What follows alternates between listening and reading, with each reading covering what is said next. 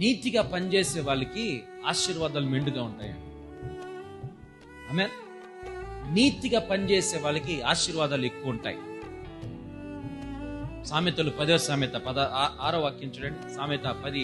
నీతిమంతుని తల మీద ఆశీర్వాదాలు వస్తాయి.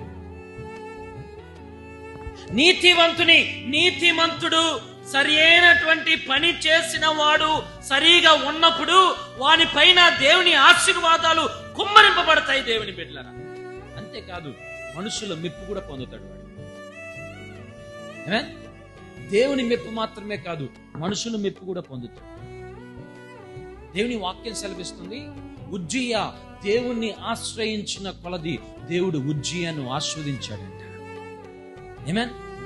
దేవుడి మరి ఉజ్జియా దేవుణ్ణిలో ఎంత ఉన్నాడో అంత గొప్పగా దేవుడు ఉజ్జియాని ఆస్వాదించాడు.